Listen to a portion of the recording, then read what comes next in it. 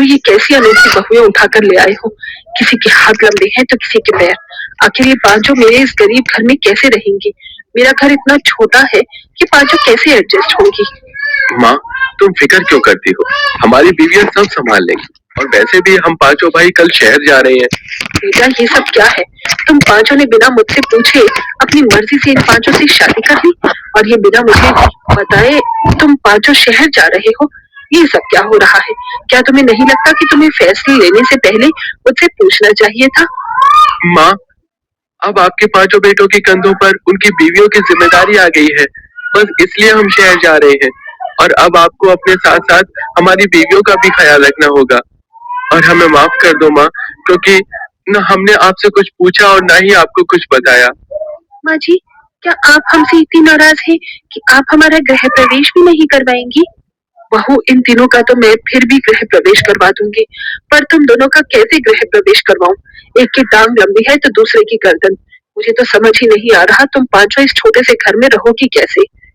कोई बात नहीं माँ जी, हम आपके सामने झुक जाएंगे और घर में भी झुक कर ही रहेंगे।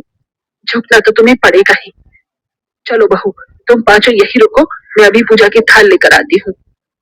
इतना बोलकर आशा घर में जाती है और पूजा की थाल तैयार करके अपनी पांचों बहू की आरती उतारती है और उन्हें घर में आने के लिए कहती है।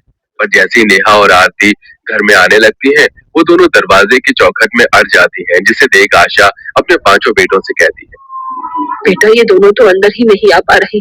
घर में आने के बाद खड़ी कैसे रहेंगे? घर के काम कैसे करेंगी? मेरा तो सब कुछ सोच सोच कर ही सर दर्द हो रहा है।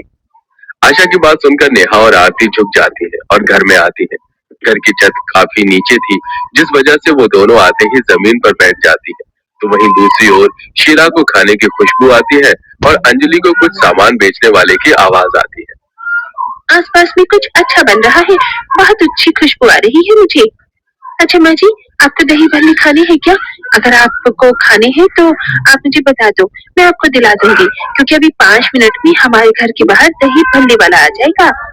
देख ले बेटा, तेरी बीवी खुले आंखों से सपने देख रही है। एक को खाने की खुशबू आ रही है तो एक को चूड़ी वाले की आवाज सुनाई दे रही है। आशा जैसे ये बात बोलती है कि सच में वहां पर दही भल्ले बेचने वाला आ जाता है, जिसे देख आशा अपनी पांचों बहू को बड़ी हैरानी के साथ देखती है। माँ जी, आप हम पांचों को ऐसे क्यों देख रही है? हमने कुछ गलती करी है क्या? बहू, मुझे लगा सिर्फ तुम पांचों दिखने में अजीब हो, पर मैं ये नहीं जानती थी कि शीला बहू और अंजलि बहू के नाक का न सिर्फ लंबे है बल्कि तेज भी है। माँ, अब आपको समझ में आया हमने इन पांचों से क्यों शादी करी। आप इन पांचों की जिस कमियों को देखकर मुंह बना रही थी, हमने उन कमियों में इनका वो टैलेंट देखा है जो शायद किसी ने नहीं देखा। अगर देख लिया होता तो आज ये पांचों हम भाइयों की बीवियां न होती। रवि की बात सुनकर आशा कुछ नहीं बोलती और मुंह बनाकर घर से बाहर चली जाती है और घूमते घूमते आम के बगीचे में चली जाती है।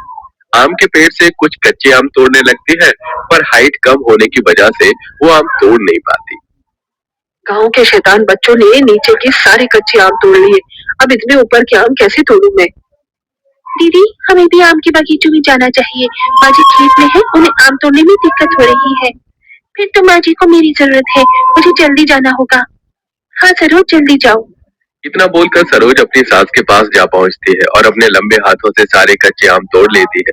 जिसके बाद अंजलि आशा के साथ घर आती है और आम काट कर उसे सूखने के लिए रख देती है। अब इसी तरह से कुछ दिन बीत जाते हैं और एक दिन घर में एक भी खाली डिब्बे नहीं है, मिल ही नहीं रहे। मैंने सारे खराब डिब्बे पता नहीं कहाँ रखे हैं। मेरे पास इतने भी पैसे नहीं है कि मैं दुकान से जाकर डब्बे खरीद के ला सकूं। मेरे अचार कहीं खराब ना हो जाए। इन अचार को बनाकर ही तो मैं मार्केट में बेच पाती हूँ और कुछ पैसे कमा पाती हूँ। माँ जी, आप फिक्र क्यों करती है? आपकी 5 बहू है ना, मैं अभी आपका काम आसान कर देती हूँ। नेहा बैठी बैठी अपनी लंबी गर्दन से घर का हर एक कोना देखती है, पर उसे कहीं भी खाली डिब्बा नजर नहीं आता। जिसके बाद वो बाहर आकर घर की छत पर देखती है और उसे कुछ खाली डिब्बे नजर आते हैं। अब जल्दी से नेहा सरोज को बुलाती है और सरोज अपने लंबे हाथों की मदद से वो खाली डिब्बे उतार कर अपनी सास को दे देती है। थैंक यू बहू, मेरी मदद करने के लिए। माँ जी, इसमें धन्यवाद बोलने जैसी कोई बात नहीं है, और मेरी गर्दन लंबी है तो इसका थोड़ा सा तो फायदा हम उठा ही सकते हैं। और वैसे भी मैं आपकी बहू हूँ, मेरा फर्ज बनता है आपकी मदद करना। वैसे बहू, मैंने तुम पांचों को जितना बेकार समझा था, तुम सब उतनी बेकार हो नहीं। तुम पांचों दिल की बहुत अच्छी हो और घर के काम भी बहुत अच्छे से कर लेती हो। माँ जी, हमें खुशी है कि आपने हमें अपना लिया। हाँ बहू, तुम पांचों ने मेरा दिल